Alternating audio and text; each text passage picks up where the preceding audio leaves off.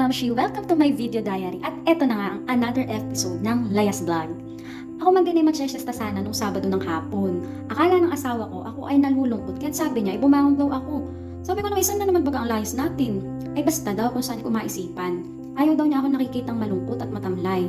Abay sabi ko, hindi naman ako nalulungkot. Ako lang ay medyo nagutom. Gawa ng nakin na hindi ako nabusog nung kain ko nung tanghalian. Kaya sabi niya, sige na, huwag ka nang malungkot. Ililibre kita. Saan mo baga gusto kumain? Aba, ay ako'y nanlaki ang mata. Sabi ko na basta ako'y mabubusog kahit quick lang at buko juice doon sa may kanto sa kumun ay ayos na sa akin. Ay by dito naman ako dinala sa may Bantilan, Infanta Quezon. Basta't iyay makatulay papuntang Bantilan. Nakalimutan ko lang kung anong name ng maliit na kainang iyan. Pa-comment na lang po honey dun sa mga nakakaalam ng name ng kainang iyan. Mura lang naman at affordable yung pagkain nila. Na-enjoy naman namin yung food, lalo na yung halo-halo at saka yung burger. Tapos, ay pauwi na sana rin kami sa aming bahay. Gawa ng sabi ko, ako magluluto pa ng hapunan at malapit na naman gumabi. Ay sabi ng asawa ko, ay masyado pa namang maagap. Kaya sabi niya, pumunta na lang daw kami dun sa gusto kong puntahan. Total, di pa rin naman yun naabot. Doon sa may watchtower, sa may barangay Pamplona, General na Quezon. Abay, sino ba naman ako para tumanggi, di baga? Ay pagdating sa paglalayas, ay basta't may lakas, ay siya halagala.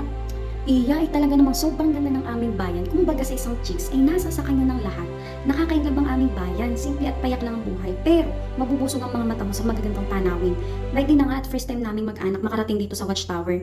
Tirik na tirik ang araw kaya di ako masyadong nakapag-video. Tamang picture-picture lang nagawa ko.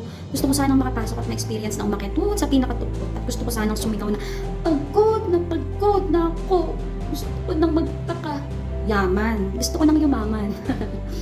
Nasaan ba ang susi at di kami makapasok? Char lang. Next time punta namin, bigyan namin may pagpapasok sa amin. Hihi. Anyway, may maganda naman din akong napagbulay-bulayan dito sa watchtower na ito. O mas kilala bilang parola or lighthouse. Di bagat ang lighthouse ay nagsisilbing guide ng mga tao sa dagat, lalo na kapag kailangan ng saklolo or nasa panganibang buhay ng isang taong nasa laot. Pero kapag nakakita ang taong ito ng lighthouse, nagkakaroon siya ng pag-asa at lumalakas ang loob niya na malapit na siya mapadpad sa lupa. May pag-asa na siyang makaligtas at ganyan din tayo. Kapag nasa dilim ang buhay ng tao, walang pag-asa at feeling mo, wala nang masasalpa sa iyo. Pero kapag nakilala mo pala si Jesus sa iyong buhay, binibigay ang liwanag niya ang anumang kadiliman sa buhay natin at nagkakaroon tayo ng pag-asa at siya ang nagsasalba sa laot ng dagat at tinadala niya tayo sa pampang upang magpatuloy tayo sa ating buhay. Siya ang ating lighthouse at mapadpad man tayo sa gitna ng dagat, alam nating may uuwian tayo, may matatakbuhan at hindi na tayo maliligaw dahil focus lamang tayo sa liwanag ng lighthouse.